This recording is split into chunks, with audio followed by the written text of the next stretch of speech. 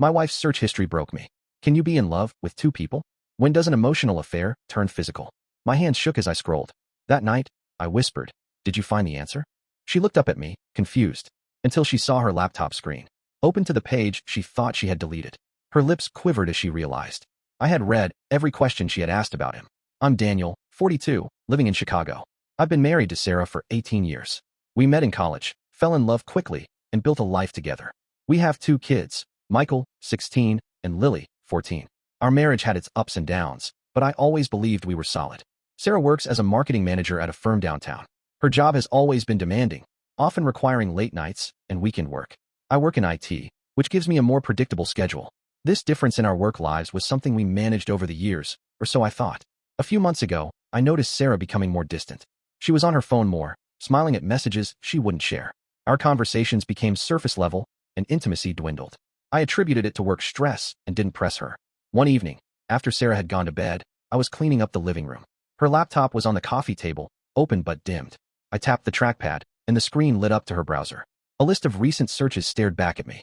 I know I shouldn't have invaded her privacy, but curiosity got the better of me. The search queries were, can you be in love with two people? When does an emotional affair turn physical? Signs you're in love with someone else. My heart pounded. I felt a mix of fear, anger, and confusion. I closed the laptop and sat there, trying to process what I'd seen. That night, I couldn't sleep. I lay beside Sarah, staring at the ceiling, questions swirling in my mind. Was she in love with someone else? Had she already crossed a line? I felt a deep ache in my chest. The next day, I couldn't focus at work. I kept replaying those search queries in my head. I decided I needed to talk to Sarah, but I didn't know how to bring it up. That evening, after the kids had gone to bed, I found Sarah in the living room, reading. I sat down across from her, my hands trembling. Sarah, I began, I need to ask you something. She looked up, concern in her eyes. What is it? I took a deep breath. Did you find the answer? Her brow furrowed. Answer to what? I gestured toward her laptop. To the questions you were searching for. Her face went pale. She glanced at the laptop, then back at me. Tears welled up in her eyes. Daniel, She started, her voice breaking. Please, I said, just tell me the truth. She wiped her eyes. I've been feeling confused, she admitted.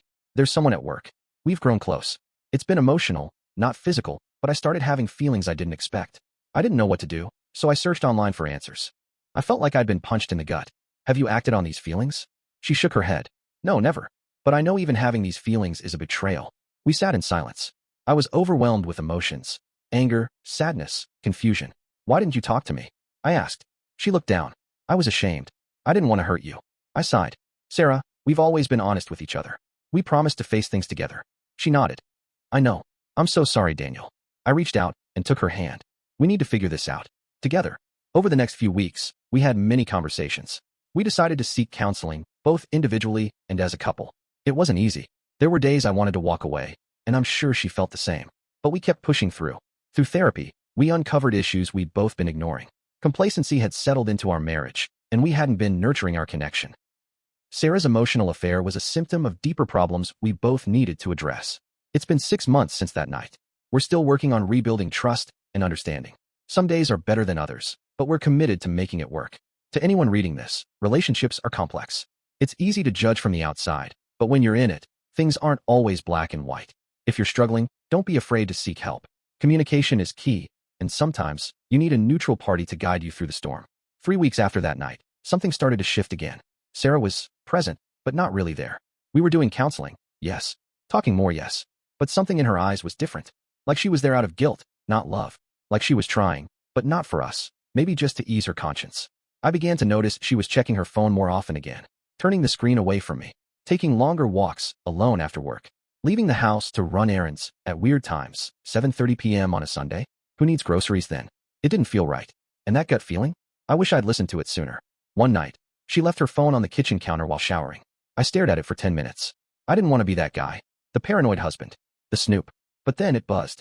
A message from someone saved as Mel. I opened it. Mel wasn't Mel. It was Marcus. And the message? I miss you too. Today was hard. Seeing you, but not touching you is torture. I felt like I got kicked in the stomach. My ears rang. I scrolled up. Weeks of messages. All emotional. Some flirtatious. Some dangerously close to the line I begged her not to cross. Photos. A coffee shop selfie. A pic of his hand over hers on a table. Him making a dumb face in her office. Her smiling wide. Wider than she'd smiled around me in months. She renamed him Mel, just to hide it. Just to keep me from knowing. My hands shook. I couldn't stop scrolling. Message after message, all confirming what I feared. This wasn't over. She told me it was just emotional, but she never stopped. She just got better at hiding it. When she came out of the shower, I was sitting at the table, her phone in my hand. I didn't say a word, just held it up. Her face changed instantly. No confusion this time. No shock. Just defeat. She sat down across from me. I was going to end it, she said quietly. I swear. I was just trying to figure out how. How? I asked, my voice shaking. You go to work every day and laugh with him. You message him while we're in therapy. You lie, over and over, and you're trying to figure out how. Tears filled her eyes, but I didn't care. Not this time. You said it was over, I continued. You said it didn't get physical. Are you still going to lie to me about that too? She didn't answer. That silence told me everything. I stood up, walked to the bedroom, and shut the door. I didn't even cry that night. I was past that. I just stared at the ceiling until sunrise. The next morning, I made 2 calls. One to our counselor, to cancel our next session, and one to a lawyer. Not for divorce. Not yet. Just for information. I needed to know what my options were. Later that afternoon, I told Sarah she needed to leave the house for a while. I wanted space. She packed a bag quietly.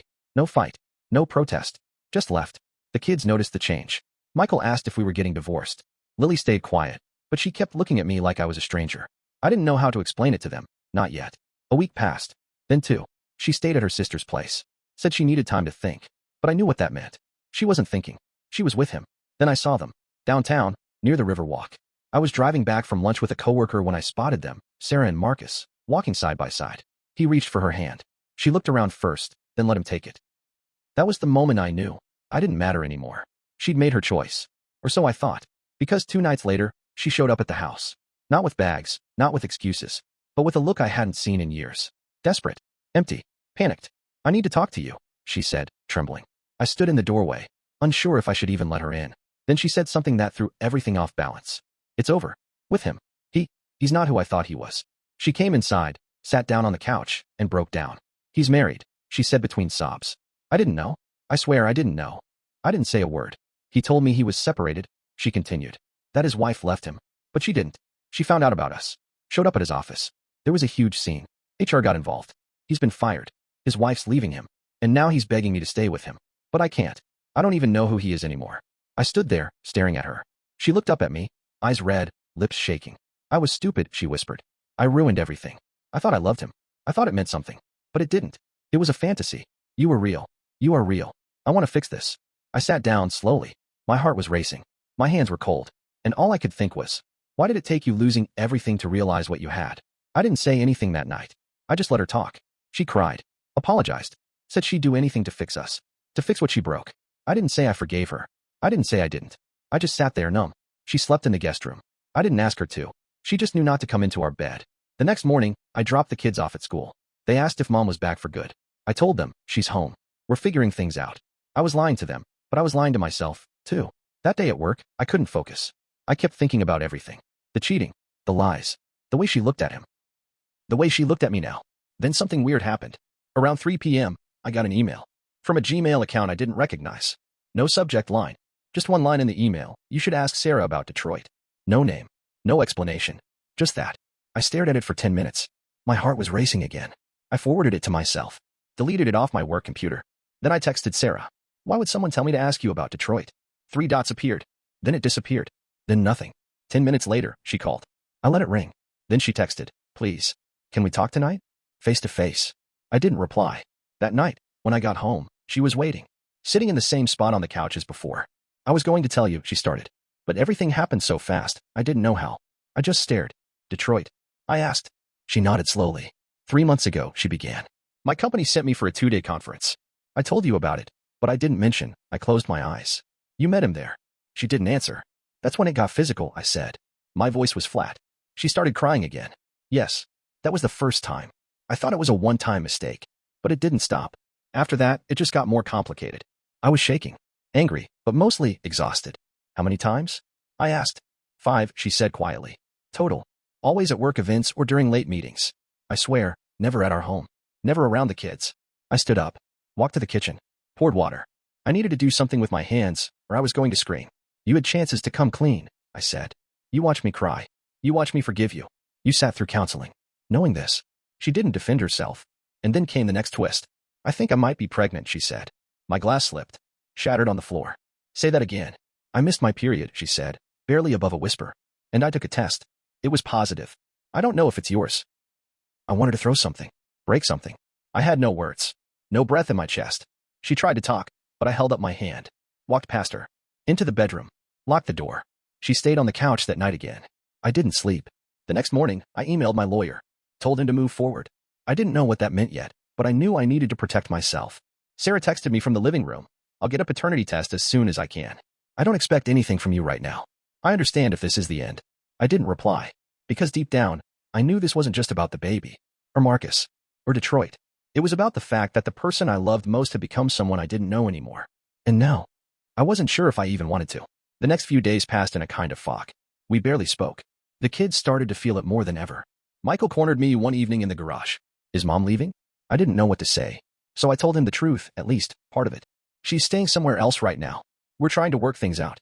He nodded, but he didn't believe me. She's been weird for months, he said. Just don't lie to us, Dad. That hit harder than anything. A few days later, Sarah came back, not to stay, but to get more of her things. She texted me earlier. We need to talk. I need to tell you everything. She arrived late. The kids were upstairs. I was sitting at the kitchen table, dead quiet. She looked tired, like she hadn't slept in days. I went to the doctor, she started. I'm 7 weeks along. I didn't react. I'll get the paternity test, she added quickly. I just wanted you to know first. I nodded. Still no words. She took a deep breath, then looked me dead in the eyes. There's something else. I didn't just lie about Marcus. I sat up, a cold knot forming in my chest. There was another man. Before him. A year ago. Just once. It didn't mean anything. It was after a fight. I didn't think we'd make it. I didn't think you cared anymore. I stood so fast the chair slammed backward. You're telling me this now? I yelled. After everything else? You just keep peeling back more lies like it's nothing. It wasn't nothing. She shouted back. It was me breaking down. I felt invisible, Daniel. I needed someone to see me. I stepped forward. I did see you. I've always seen you. I've carried this family for years while you were off chasing someone to tell you you're special. Tears were rolling down her face now. I hate who I became, she whispered. I don't expect you to forgive me, but I needed you to know. All of it. Because if I don't tell you everything now, I never will. At that exact moment, Lily appeared in the hallway. She'd heard everything. Mom, she said, her voice shaking. You cheated on Dad? Sarah spun around. Lily, go back upstairs. But it was too late. Michael had come down too, wide-eyed and pale. The moment exploded into something I never wanted. My kids watching our marriage disintegrate like wet paper. Lily started crying. Michael looked at Sarah like she was a stranger. You're not even sorry, he said, voice flat. You just keep saying things after you're caught. Sarah collapsed into a chair, sobbing. I am sorry. I'm so sorry. I ruined everything. I put my hands on the counter to steady myself. The fallout was instant. Michael went to stay at his best friend's house for the weekend. Lily barely spoke to either of us. Sarah left again that night without saying goodbye. The next week was hell. I met with the lawyer again. We started discussing custody. Asset division. The baby came up. I said I'd wait for the paternity test before deciding anything. But deep down, I already knew I couldn't raise a child that was possibly the result of betrayal. Sarah tried. She called, texted, wrote letters. But the damage was too deep. One day, Marcus's wife called me. I recognized her voice from the voicemail she left months ago when she'd caught them. I just wanted to say something woman to man, she said. You didn't deserve what happened. None of us did. But don't let this destroy you the way it almost destroyed me. Her words stuck with me. Eventually, the test came back. The baby wasn't mine. Sarah broke down when she found out. Offered to move away, start fresh somewhere else. She said she'd never expect me to stay. And I didn't.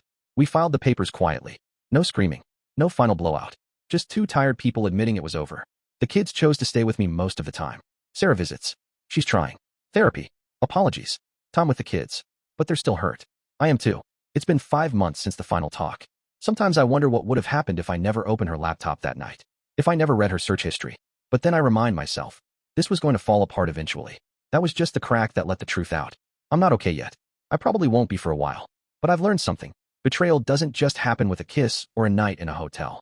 It happens in silence. In secrets. In the spaces where love used to live. Sometimes I miss her. Sometimes I hate her. But most days, I'm just trying to be a good dad. Trying to remember who I was before all of this. Trying to figure out who I want to be now. And maybe that's the best I can do. For now.